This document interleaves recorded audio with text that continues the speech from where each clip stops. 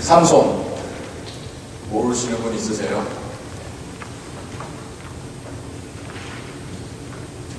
참 유명한 이야기죠.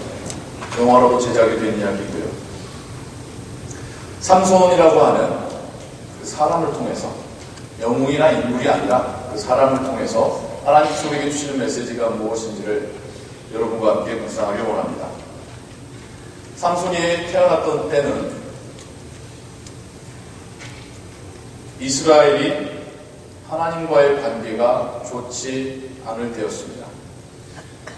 이스라엘이 범죄하여 하나님께서는 블레셋을 통하여 이스라엘을 징벌하고 계실 때였습니다. 하지만 하나님께서는 그 이스라엘 민족을 구원하기로 작정하셨고 사사를 보내주십니다. 오늘 우리가 읽은 삼손은 그 중에 한 사람입니다. 그가 태어나기도 전부터 하나님께서는 천사를 보내서 이 삼손이 나실인으로서 살아야 한다 하는 것을 명령하십니다. 나실인이라는 것은 독주를 마시지 않고 또 머리에 삭도를 대지 않고 머리를 밀지 않고 죽은 것을 만지지 않는 거룩한 삶을 사는, 왜 거룩하냐면 그 본인이 마치 하나님께 드리는 거룩한 제물처럼 드려진 사람이기 때문에 제물이요 깨끗해야 됩니다. 흙이 묻지 않는 것만 말하는 게 아니라 거룩해야 됩니다. 하나님께 드려지는 제물은요. 하나님께 드려지는 사람도 마찬가지로 거룩해야 된다라고 하나님께서 말씀하셨습니다. 하나님께서 이스라엘에게 보내주신 이 사사로 하여금 거룩한 삶을 살 것을 명령하셨습니다. 그리고 그에게 하나님께서 맡기신 것은, 그에게 하나님께서 맡기신 달란트는 힘이죠. 성경 그 어디에도 유래를 찾아볼 수 없을 정도로 아주 큰 힘을 가지고 하나님께서 부여하신 사명 감당하는 사사가 됩니다. 삼손의 이야기가 참 길지 뭐. 근데 그걸 하나하나 구연 동화처럼 다 하기에는 좀 시간도 한계가 있고요. 그러나 삼손의 이야기 여러분들이 떠올려 보실 때에 삼손을 설명할 때에 하나의 키워드를 고르라고 한다면 저는 관계를 말하고 싶습니다. 관계가 깨어진 사람이 바로 삼손입니다. 제가 한번 이렇게 다시 한번 삼손의 이야기를 재구성하면서 설명을 해드려볼게요. 첫 번째, 삼손은 부모님과의 관계가 깨어졌습니다. 그가 장성하여서 아내를 얻으려 할 때에 그의 부모님들은 삼손이 같은 동족 이스라엘의 여인 가운데서 아내를 구하기 원하셨죠. 그러나 삼손은 부모님의 말을 거역합니다. 팔레스틴으로부터, 블레셋으로부터 그들과 이스라엘과 사이가 좋지 않고 하나님께서 우상을 섬기는 민족과 혼인하지 말라 하셨던 그 명령을 어기고 블레셋 여인과 결혼을 합니다. 오늘날 우리 시대는요, 부모님의 뜻으로 자녀들이 결혼하진 않죠. 그것도 예전 이야기죠. 지금은 자녀들이 본인의 의사로 본인이 사랑하는 사람과 결혼을 합니다. 그러나 지금 성경 시대에는요, 이건 말이 되지 않는 상황입니다. 부모님이 절대적인 본의를 가지고 자녀들에게 지시할 수 있고 그들의 삶을 주장할 수 있는 그 시대 가운데 부모님의 뜻을 어기고, 그것도 같은 이스라엘 다른 여인도 아니고 하나님도 부모님도 원치 않았던 블레셋 여인과 결혼한다는 자체가 삼손은 이미 그 가족 안에서 부모님과의 관계가 깨어진 사람이었다는 것을 우리가 짐작케 합니다. 둘째로 그의 가정도 여전히 깨어져 버립니다. 그가 결혼했던 블레셋 여인, 성경의 말씀을 아무리 읽어봐도 그가 사랑했다라는 것을, 그런 단서를 발견할 수가 없어요. 결혼하고도 신혼인데도 떠나버립니다. 돌아보니까 장인이 그 여인을, 그 딸을 다른 블레셋 남자에게 줘버리죠.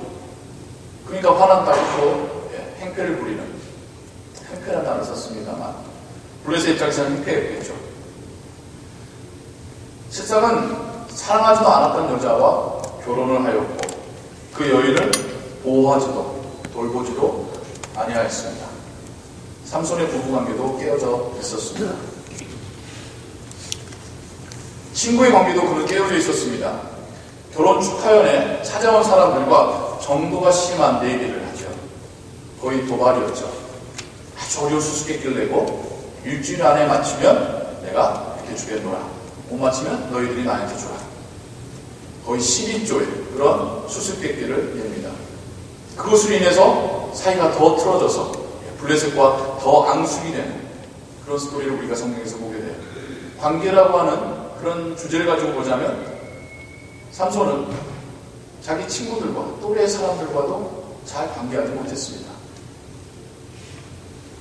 그 다음으로 삼손은 자신의 민족과도 관계가 깨어져 있습니다. 그렇게 블레셋을 괴롭히고 힘들게 했던 그 삼손을 블레셋 사람들이 이제 잡겠다라고 쫓아옵니다. 삼손이 자기 동족의 마을에 숨어 있는데 자기 동족이 이스라엘 사람들이 삼손을 잡아다가 블레셋 사람들에게 내어줍니다. 배신당한 거죠. 같이 보호해주고 숨겨줘도 부족할 판에 삼손을 내어줍니다. 결국 삼손은 자기 동족과의 관계도 깨어져 있었습니다. 마지막으로 삼손은 하나님과의 관계가 깨어진 사람이었습니다. 그는 드릴라라고 하는 여인의 요청에 하나님과의 관계, 하나님의 명령, 혹은 하나님과의 비밀을 누설하고 하나님이 아닌 여인을 택하죠. 오늘 우리가 읽은 성경 본문이 바로 그 장면을 우리에게 말해주고 있습니다. 삼손하면 힘이죠. 또 삼손의 힘의 원천은 우리는 머리로 알고 있습니다. 머리털로요. 삼손이 그렇게 또 말하고 있잖아요. 근데 정말 머리털이 길다고 힘이 셌을까요? 모든 나시린들은 다 머리카락을 자르지 않고 길었으니까 모든 나시린들이 다 힘이 세야죠. 머리털은 하나님과 삼손의 관계를 의미하는 상징입니다. 머리털만이 문제가 아니라 하나님은 나시린에게 거룩을 요구할 때에 죽은 시체를 만지지 말고 독한 술을 마시지 말고 몸에 털을 밀지 말고 몸에 털을 밀지 않는다는 것을 그걸 관리하면서 얼마나 하나님에 대해서 생각할 것인지 그것을 요구하신 거죠. 머리털만이 문제가 아니었습니다. 근데 삼손은 독주를 마시며 잠에 취했고요. 죽은 사자의 시체를 만지면서 꿀을 집어 먹었습니다. 그리고 마지막에는 하나님의 명령의 그 마지막 부분인 그 머리털에 대하여 또 그 비밀을 이야기하죠. 실상은 삼손이 가진 힘이라는 것은 하나님께서 주신 그 힘이라는 것은 머리털에 있는 것이 아니라 하나님과의 관계에 있었습니다. 하나님께서 맡기신 소명이 있었습니다. 머리털은 하나님과 삼손의 관계를 의미합니다. 하나님께서 명령하신 대로 거룩한 삶을 산다는 것은 하나님과의 관계를 잘 유지하고 있다는 말이었습니다. 그러나 삼손은 그 모든 것을 잃어버립니다. 하나님과의 관계가 깨어졌을 때 하나님께로부터 공급되어졌던 힘도 사라지게 된 것이죠. 그러고 나서 성경은 갑자기 이야기가 바뀝니다. 단 한 줄의 이야기. 그의 머리가 잘려진 깎인 그곳에서부터 머리가 다시 자라기 시작하니라. 성경이 웬만하면 디테일하게 설명하지 않아요. 이야기할 것이 너무 많으니까요. 근데 성경이 우리 눈에 상상이 될 정도로 아주 디테일하게 머리가 깎인 삼손의 그 머리에서 그 두피에서 머리카락이 다시 자라는 모습을 자세히 묘사하고 있습니다.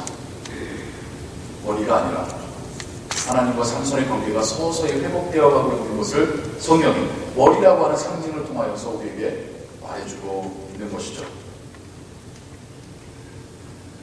포로가 되고 눈은 빼어지고 몸은 사슬로 묶여진 채 돌을 밀고 있는 돌 방아에 그 거대한 돌을 밀고 있는 삼손에게 머리카락이 다시 자라기 시작합니다. 하나님과의 관계가 회복되기 시작합니다. 이것을 행하신 분은 누구일까요? 삼손입니까? 삼손이 자기의 머리를 자라게 했을까요? 하나님이시죠. 하나님께서 그의 머리가 자라게 하신다는 표현을 통해서 하나님께서 깨어져 버린 하나님과 삼손과의 관계를 서서히 회복시키시더라라는 것을 성경 우리에게 말해주고 있는 것입니다. 참 은혜예요. 그렇죠? 우리가 못나서, 우리가 부족해서, 우리가 범죄하여서 하나님과의 관계를 우리가 끊어버렸는데, 하나님께로부터 공급되어지는 그 은혜가 이제는 단절이 되어버렸는데, 그 관계를 하나님께서 다시 서서히 회복시키시더라라는 것이 성경이 우리에게 주시는 메시지입니다. 이것이 하나님의 사랑입니다.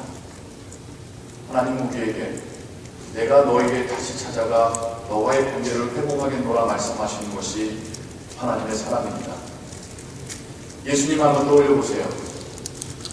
예수님을 배신하고 도망간 제자들, 그 갈릴리 호수까지 예수님이 찾아가셔서 그들을 먹이시고 네가 나를 사랑하느냐 내 양을 먹이라 세 번 물으시면서 그들과의 관계를 회복시키십니다. 처음에는 쭈뼛쭈뼛 예수님 보기에 민망했던 제자들이 점차 예수님 주시는 음식을 받아 먹고 예수님과 대화 나누고 예수님께 주시는 그 사명을 다시 한번 가슴에 품게 됩니다. 관계를 회복시키시는 거죠. 관계가 회복되니까 그들이 사명을 회복하게 된 것이죠. 동일한 사랑이, 동일한 은혜가 또한 우리에게 있었음을, 지금도 있음을 여러분 믿으시기 바랍니다. 우리가 하나님께 돌아가는 게 아니에요. 돌아갈 길도 모르고 돌아갈 힘이 우리에게는 없습니다. 하나님이 우리에게 찾아오셔서 그 관계를 회복시키시는 겁니다. 머리가 잘린 그 부분에서 머리털을 다시 나게 하신 그 하나님이 마찬가지로 우리가 지치고 좌절되어 넘어진 그곳에서부터 다시 하나님과의 관계를 회복시키도록 하나님께서 우리에게 찾아오시는 것입니다. 우리의 신앙의 여정을 한번 지금까지의 여정을 돌이켜 보십시오. 우리가 잘해서가 아닙니다. 하나님께서 우리에게 찾아오셨기 때문입니다. 하나님께서 우리와의 관계를 회복시키셨기 때문에 우리가 다시 일어날 수 있었던 것입니다. 이 관계라는 것을 여러분과 함께 조금 더 묵상해 보길 원해요. 신앙은요, 신앙생활은 결국 관계입니다.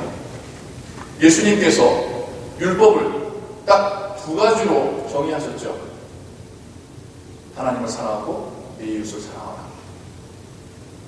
신앙생활이라는 것은 하나님과의 관계이고 우리의 이웃과의 관계입니다. 좋은 신앙을 갖고 있다는 것은 결국 관계를 잘한다는 거예요. 하나님과의 관계를 잘하는 거고 우리의 이웃과의 관계를 잘하는 겁니다. 언제부터 우리의 기독교가 너무나도 개인화돼가지고 내가 하나님께만 잘하면 돼, 내가 하나님 말씀만 잘 알고 있으면 돼, 이렇게 되어버렸는지 모르겠습니다. 산업화의 문제이기도 하죠. 오늘날 시대 사람들은 관계를 참 잘 못합니다. 지금 시대는 더 잘 못해요.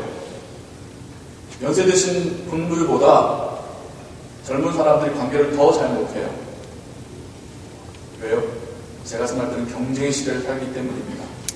그나마 예전에는 그 마을 공동체가 있었고 가족 공동체가 있어서 공동체가 함께 살아가는 개념이 있었다면 요즘은 다 경쟁으로 보기 때문에 자녀도 적게 낳고 그 자녀에게 경쟁심을 키워주는 그런 시대이기 때문에 관계를 잘 맺을 줄 몰라요. 그래서 신앙생활도 참 잘 못한 것 같습니다. 신앙생활은 결국은 관계입니다. 하나님과 우리의 관계뿐만 아니라 우리가 다른 사람들과 어떤 관계를 맺고 있느냐가 그게 신앙입니다. 신앙이 회복되는 것, 하나님과 우리의 관계가 회복되는 것뿐만 아니라 우리가 다른 사람들과 맺고 있었던 그 관계도 회복되어 가는 것이 신앙의 회복이요, 신앙의 성숙입니다. 성경 도전 안 하고 기도 오래 한다고 신앙이 좋은 게 아니라 관계가 좋아지는 사람이 신앙이 좋은 사람입니다.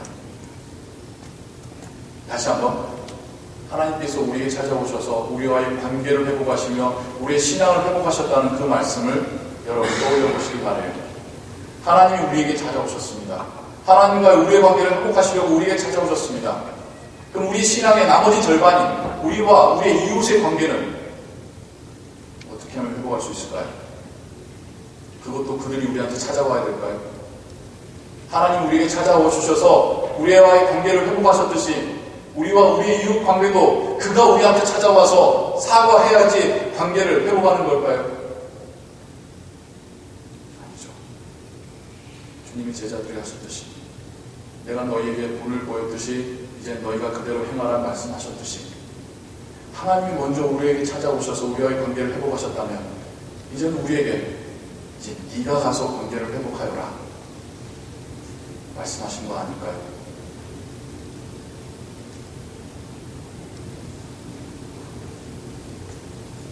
관계가 회복될 때에 신앙도 사명도 회복이 됩니다.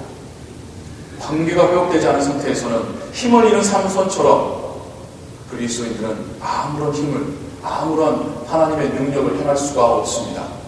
관계가 회복됐을 때 하나님과의 관계뿐만 아니라 우리의 이웃과의 관계가 회복되었을 때에 우리가 그리스도인으로서의 능력을 발휘할 수가 있습니다. 그때 비로소 우리가 하나님을 예배해도 기쁨이 충만할 것이고 우리가 복음을 전해도 그 복음에 힘이 실릴 것입니다. 하지만 관계가 엉망이 된 상태에서는 할 마음도 할 능력도 우리에게 없는 것이죠. 하나님은 우리가 받은 바 사랑대로 우리가 받은 바 은혜대로 다른 사람에게 행하기를 원하십니다. 그렇게 행할 때 우리가 더욱 회복될 것이고 그 사람도 회복되게 하나님께서 역사하실 것입니다. 관계의 회복에 놀라운 기적이 함께합니다. 삼손이 왜 다시 힘을 얻었겠습니까? 단지 머리털 때문이 아니라 머리털이 상징하는 관계가 회복되어 가며 그의 사명이 회복되어 가며 하나님께서 그에게 다시 한번 힘을 주신 것이죠. 관계 회복에 기적이 함께합니다. 여러분 관계가 회복될 때에 여러분 마음 가운데 정말 형용할 수 없는 그 기쁨이 놀라움이 찾아오는 거 여러분 경험해 보셨지 않습니까? 그건 하나님께서 행하시는 일입니다. 우리가 똑똑해서 우리가 마음을 착해서가 아니라 하나님께서 행하실 때에 하나님께서 우리의 관계를 회복시키실 때에 우리가 말로 형용할 수 없는 그런 은혜들을 기쁨을 우리 삶 속에서 누리게 되는 것이죠. 그렇게 관계가 회복되었을 때에 삼손이 그의 사명을 마칠 수 있었던 것처럼 우리도 우리의 삶 가운데 주어주신 하나님의 사명을 감당할 수 있을 거라 믿습니다. 사랑하는 성도 여러분, 물론 우리의 연약함과 한계가 있죠. 참 어려운 사람들이 있어요. 안 보고 있는 사람도 있고 떨어져 있는 사람도 있고 도저히 그가 마음에 준비가 되어 있지 않은 그런 사람도 있습니다. 무턱대고 가서 관계 회복해 보겠다고 찾아가는 말이 아니라 나의 삶 속에, 나의 관계 속에 내가 소홀했던 관계는 없는지, 내가 조금만 먼저 찾아가서 이야기를 시작한다면 해결될 수 있는데 내가 그냥 방치해 놓고 있는 관계는 없는지, 하나님께서 내 마음 가운데 불편함을 주셔서 그 관계를 회복하기를 원하시는 그런 사람은 없는지 우리의 마음을 하나님께서 주시는 그 은혜로 살펴보기를 원합니다. 관계의 회복이 신앙의 회복입니다. 신앙이 회복될 때에 하나님의 놀라운 은혜와 이적이 우리에게 일어날 줄로 믿습니다. 성령께서 여러분들에게 은혜 주시고 용기 주시고 놀라운 일 행하시기를 주님의 이름으로 축원합니다. 기도하겠습니다. 하나님 아버지, 삼손의 이야기를 통하여서 관계가 얼마나 중요한지를 보게 됩니다. 하나님과의 관계뿐만 아니라 우리의 이웃과의 관계가 결국 우리의 신앙을 이야기하고 있습니다. 그 관계가 엉클어졌을 때에, 관계가 망가지고 깨어졌을 때에 우리의 신앙도 마찬가지로 망가지게 되는 것을 우리가 봅니다. 하지만 하나님께서 우리를 찾아오셔서 그 관계를 회복하시듯이 이제 우리로 하여금 찾아가서 관계를 회복하라 명령하심을 우리가 말씀을 묵상하며 깨닫습니다. 하나님, 우리로 이 일에 있어서 용기를 갖게 하여 주옵소서. 이것마저도 내가 하는 것이 아니라 하나님의 은혜로 한다는 것을 고백하게 하여 주옵소서. 관계가 회복되어져 갈 때에 하나님 주신 놀라운 은혜들을 맛보게 하여 주옵소서. 하나님, 우리에게 은혜 베푸시고 힘 주옵소서. 예수 그리스도의 이름으로 기도하옵나이다.